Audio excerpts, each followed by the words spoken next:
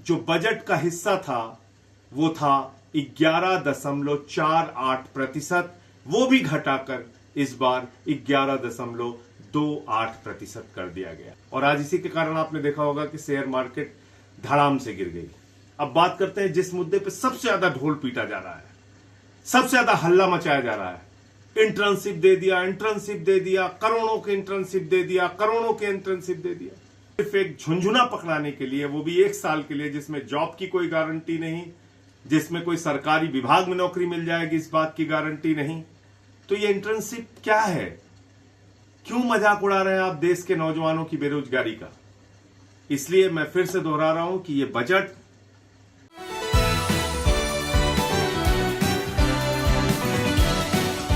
नमस्कार, welcome back to UIP news. बड़ी खबर इस वक्त के संजय सिंह ने एक बार फिर से बजट को लेकर बड़े खुलासे कर दिए हैं। दरअसल बता दें कि बजट जो 23 जुलाई से आ चुका है, इस बजट में बता दें कि मेडिकल को लेकर 90,000 करोड़ का ऐलान किया गया है और युवाओं को लेकर बता दें कि 4,000 करोड़ का ऐलान किया गया है। यानी कि कई बड़े ऐलान हैं, लेकिन अभी भी कुछ ऐसा डाटा है जो छिपा रही है बीजेपी की सरकार, मोदी कैबिनेट, निर्मला सीतारमण। लेकिन इन आंकड़ों को लेकर कैमरा के सामने आ गए हैं आम आदमी पार्टी से नेता संजय सिंह ने किस तरीके से बता दें कि पिछले बजट और इस बजट की बता दें कि कंपैरिजन बताई है और बताया है कि जो बड़े मुद्दे थे, अग्निवीर, जो किसान जिनकी वजह से जनता का पेट भरता है, 2 वक्त की रोटी मिल पाती है, उन किसान के लिए तो कुछ किया ही नहीं, उन किसान के बेटों के लिए कुछ नहीं किया जो आगे जाकर आर्मी में होंगे, जो अग्निवीर ये स्कीम जो लेकर आए हैं उसमें होंगे। तो यहाँ पर बता दें कि संजय सिंह की रडार पर अब निर्मला सीतारमण का बजट 2024 आ चुका है और इस बजट को लेकर आम आदमी पार्टी लगातार प्रेस कॉन्फ्रेंस कर रही है। तो संजय सिंह के कुछ अपने विचार थे जो उन्होंने एक रिकॉर्डेड वीडियो के जरिए अपने सोशल मीडिया जो आम आदमी पार्टी का है उससे जो बता दें कि जारी किया और बताया कि इस बजट में बहुत बड़ी घपलेबाजी हुई है। ये बजट आम जनता का बजट नहीं है, जहां बता दें कि नड्डा बता दें कि स्टेज पर चढ़ते हैं, चैनल्स के संबोधन में आते हैं, प्रेस के सामने कहते हैं कि ये आम जनता का बजट है, आम जनता इस बजट को समझेगी तो उन्हें पता चलेगा कि उनके लिए कितनी कुछ बातें हैं। लेकिन जो संजय सिंह बता रहे हैं वो तो बजट की एक अलग ही परिभाषा समझा रहे हैं। हम आपको संजय सिंह की वीडियो दिखाएंगे और बताएंगे कि कैसे निर्मला सीतारमण के इस हाई प्रोफाइल वाले बजट में, जिसमें उन्होंने कहा कि सिर्फ और सिर्फ आम आदमी की बात हुई है, आम आदमी की आवश्यकता को डाला गया है। संजय सिंह ने बताया कि कैसे ये आम आदमी नहीं बल्कि बड़े एजेंसीज, बड़े बिजनेसमैन के अकॉर्डिंग ये बजट बनाया गया है। संजय सिंह की ये वीडियो आपको दिखाते हैं और उसके बाद आपसे फिर से जुड़ते हैं और आपसे आपकी राय लेते हैं। देश की जनता ने तीसरी बार मोदी जी की सरकार बना दी, लेकिन उनके हिस्से में क्या आया? ये बजट अगर आप देखेंगे तो देश के करोड़ों लोगों को निराश करने वाला बजट है। उम्मीद थी कि अग्निवीर योजना बंद होगी, सेना की पुरानी भर्ती बहाल होगी। उम्मीद थी कि किसानों के एमएसपी दोगुना होगी। उम्मीद थी कि व्यापारियों को राहत मिलेगी, माताओं बहनों को, देश के लोगों को महंगाई से राहत मिलेगी। हर वर्ग निराश हुआ है। और इतना ही नहीं, जो बजट का हिस्सा था वो हर महत्वपूर्ण विभागों में कम किया गया है। सबसे पहले बात करते हैं सेना की। भारत की सेना हम सब के लिए गर्व और गौरव का विषय है। पिछले साल कुल बजट का 9.6% सेना का बजट निर्धारित हुआ था। इस बार कुल बजट का 9.4% सेना का बजट निर्धारित हुआ है। बात करते हैं एग्रीकल्चर की, कृषि क्षेत्र की। कुल बजट का 3.20% बजट कृषि क्षेत्र के लिए निर्धारित हुआ था पिछले साल। इस साल वो घटकर 3.15% निर्धारित हुआ है। बात करते हैं स्वास्थ्य की।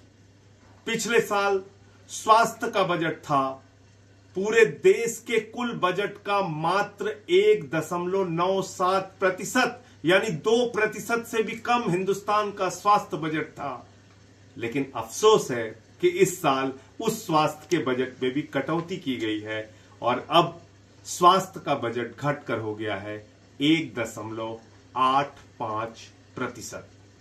पिछले साल ट्रांसपोर्ट में जो बजट का हिस्सा था वो था 11.48%, वो भी घटाकर इस बार 11.28% कर दिया गया है। खाद की सब्सिडी, बड़ी चर्चा होती है इसकी कि किसानों के लिए मिलने वाली खाद पर छूट दी जाए, बार बार ये मांग करते हैं हम लोग। वो खाद की सब्सिडी भी घटा दी गई। पिछले साल वो बजट का 3.89% था, इस बार घटाकर 3.4% कर दिया गया। पेंशन, एक तरफ देश के करोड़ों कर्मचारी मांग कर रहे हैं कि पुरानी पेंशन की बहाली की जाए, लाखों लोग सड़कों पर प्रदर्शन कर रहे हैं, लेकिन पिछले साल पेंशन का बजट था 5.2%, उसको घटाकर इस बार कर दिया गया 5.05%। तो हर उस क्षेत्र में जिससे लोगों को राहत मिल सकती है उसमें बजट में कटौती की गई है। आप अंदाजा लगा सकते हैं सरकार की प्राथमिकता क्या है। सरकार की प्राथमिकता है अपने कॉरपोरेट घरानों को राहत देना, उनका टैक्स नहीं बढ़ाया गया।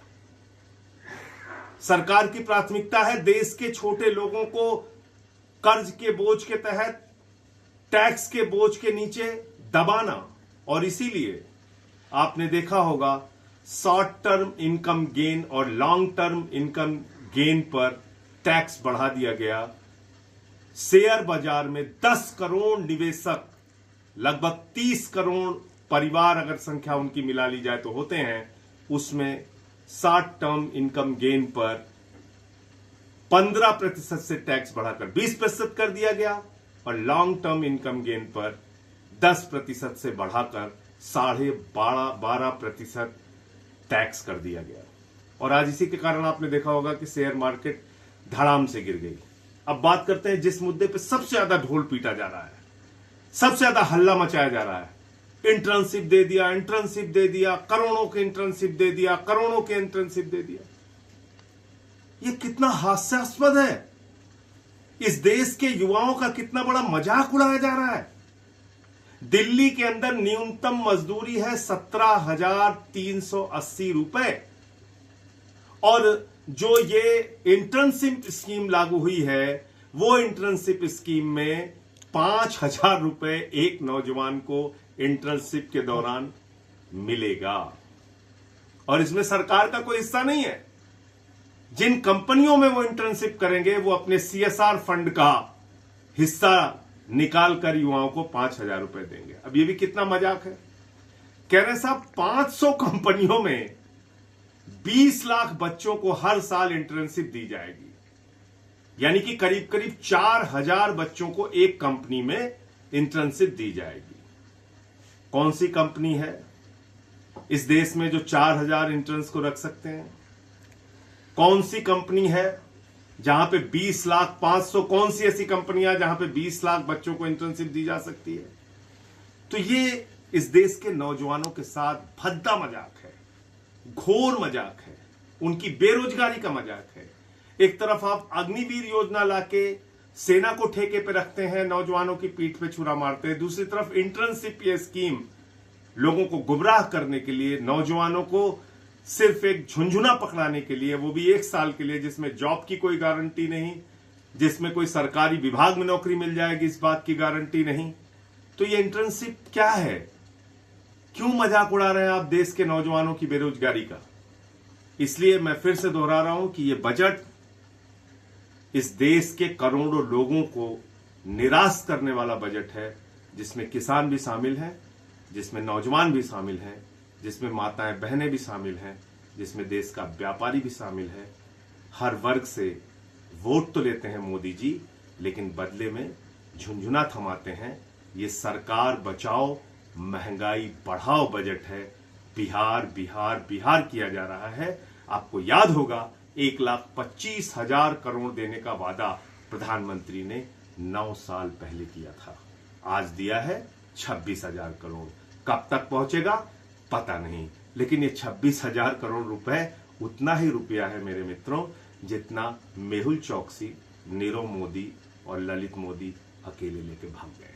तो इस पे हम लोग खुश हो सकते हैं, लेकिन कुल मिलाकर ये एक झुंझुना बजट है। धन्यवाद। तो सुना आपने, संजय सिंह ने अपने शब्दों में समझा दिया है। वैसे इस वक्त तो विपक्ष का हर नेता अपने शब्दों में बजट को पेश कर रहा है।